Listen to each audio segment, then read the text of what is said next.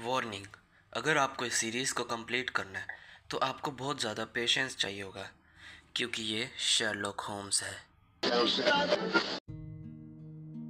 जैसे जैसे हम केस के सब्जेक्ट के पास आ रहे थे, ये केस उतना ही हमें उलझा रहा था, या यूं कहूँ तो मुझे उलझा रहा था, क्योंकि होम्स कहीं ना कहीं तो लगभग जान ही जाता था कि इस केस में हो क्या रहा है, पर बस वो कंफर्म नहीं था।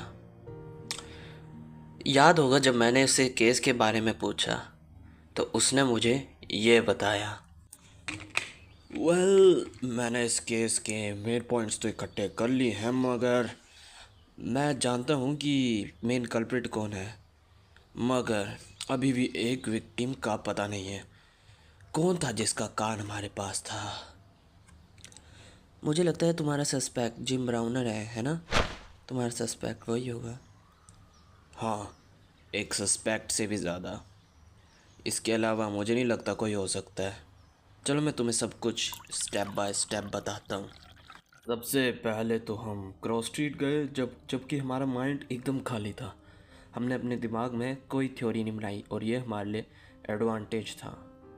जब हम घर गए तो मुझे एक दिखाई दी एक लेडी की पोर्ट्रेट, जो कि मिस कुशिंग के साथ खड़ी थी। फिर मुझे एक पोर्ट्रेट दिखी जिसमें हमने एज्यूम किया कि पार्सल इन दोनों में से किसी को ही आ सकता है। फिर हम बाहर गार्डन में गए जहाँ हमें वो येलो बॉक्स मिला। उसकी स्ट्रिंग उस क्वालिटी की थी जो सेल्स मेकर यूज़ करते हैं, यानी जो समुद्री तट पे काम करते हैं शिप काम के लिए। तो फिर सी के पास आसपास घूम रहा था ये केस। मुझे जब दिखा कि स्ट्रिंग की क्वालिटी और बॉक्स का मटेरियल सेलमैन के लिए कॉमन है, तो फिर मुझे कुछ तो गड़बड़ लगी। और जो हमें कान में इयररिंग्स मिले, वो भी सेल्स वाले पीपल के बीच में ही कॉमन है। फिर मैं तब श्योर हो गया। जब मैंने बॉक्स देखा तो उस पर एड्रेस लिखा था मिस एस कुशिंग। मुझे डाउट हुआ, क्योंकि एस से तो सारा भी हो सकती है, मगर फिर भी मिस कुशिंग के लिए भी हो सकता है। इसलिए हम री इन्वेस्टिगेट करने गए। तब तुम्हें याद होगा कि एकदम से मैं चुप हो गया था। हमने तब एक बहुत बड़ी मिस्टेक कर दी। तुम एक मेडिकल स्टूडेंट हो वॉटसन, तो तुम्हें पता ही होगा कि हमारे ईयर्स जितना कोई बॉडी पार्ट डिफरेंट नहीं होता किसी और बॉडी पार्ट के अलावा, मगर अगर रिलेशन में हो तो हमारे कान सेम दिखते हैं। उस समय मेरी नज़र ऐसे ही मिस कुशिंग के कानों की तरफ गई थी। तब मैंने देखा उनके फ्रंट लोब, लोअर लोब, सब के सब उस कान से मैच कर रहे थे जो हमने वहाँ देखे थे बॉक्स के पास। फिर थोड़ी देर बात करने के बाद हमें पता चला कि वो पहले सारा इधर ही रहती थी। उसके और ब्राउनर के रिलेशन उतने अच्छे थे कि वो लिवरपूल शिफ्ट हो गई उन्हीं के आसपास। मगर फिर उनके ड्रिंकिंग हैबिट के डिस्प्यूट के कारण उनकी 3 महीने तक बात नहीं हुई। तो हो सकता है शायद इसी कारण जो जिम ब्राउनर ने ओल्ड एड्रेस पे भेजा हो पार्सल। क्या पता उसे लगा हो कि वो मिस कुशिंग के पास वापस चले गई है, अगर हम एज्यूम करें कि ब्राउनर ही कल्प्रिट है। और अगर बात करें कि ब्राउनर की, तो वो एक स्ट्रॉन्ग पैशनेट वाला आदमी था जो कुछ पाने के लिए कुछ भी किसी भी हद तक जा सकता था। हमारे पास कारण है हम एज्यूम करें कि उसकी वाइफ का उसी ने मर्डर किया है, और शायद किसी और आदमी का जो सी से रिलेटेड है। जेलिसी भी एक फैक्टर लग रहा है किसी क्राइम का। ये मिस सारा को क्यों भेजेगा? तो शायद उस टाइम पीरियड में कुछ ऐसा इवेंट हुआ जो हम नहीं जानते। ये तो हो गई मेरे एक एजम्पशन की बात।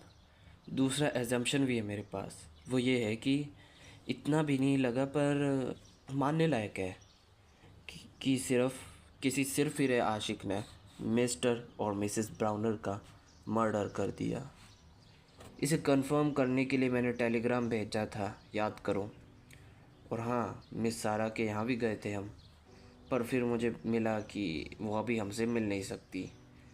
पर अगर उन्हें कुछ ना पता हो तो वो तो कम्युनिकेट करती, और जैसे ही उन्हें पार्सल के बारे में पता चला, वो उसी टाइम उनके ब्रेन में प्रॉब्लम होगी। शायद उन्हें इससे इतना बड़ा सदमा लगा होगा कि उनके ब्रेन में प्रॉब्लम होगी। इसका सिग्निफिकेंस ये है कि शायद वो जानती थी कि ऐसा होने वाला है। और फिर क्या, फिर अब हम उनका इंतज़ार करना होगा कि वो कब ठीक होंगे। जैसे ही हम पुलिस स्टेशन पहुँचे तो तुम्हें याद होगा मुझे टेलीग्राम का जवाब मिल गया। उस टेलीग्राम में मेरे दोस्त ने, जो लिवरपूल में रहता है, उसने बताया कि मिस्टर और मिस ब्राउन 3 दिन से घर पे नहीं है। लोकल्स का मानना है कि मिस ब्राउन अपने रिलेटिव के घर गई है नीचे, और मिस्टर ब्राउन भी थोड़े दिनों में आ ही जाएगा, और कैलकुलेशन के मुताबिक वो कल तक आ जाएगा। इसका मतलब मैंने लेस्टारडे को बता दिया है। जैसे ही वो घर पे घुसे, उसका लेस्टारडे अच्छे से स्वागत करेगा और हमें डिटेल्स मिल जाएंगी, तुम चिंता मत करो। अब हमें इंतज़ार था तो वो कल का था। कल हमें लेस्टारडे के बारे में पता चलना था, उसने डिटेल्स निकाली कि नहीं। अब इतना पता लग ही गया था कि सस्पेक्ट या तो मिस ब्राउनर है या फिर कोई और। सब अगले पार्ट में ही जान पाएंगे कि आगे इस केस की इम्पोर्टेंट मेन डिटेल्स क्या है।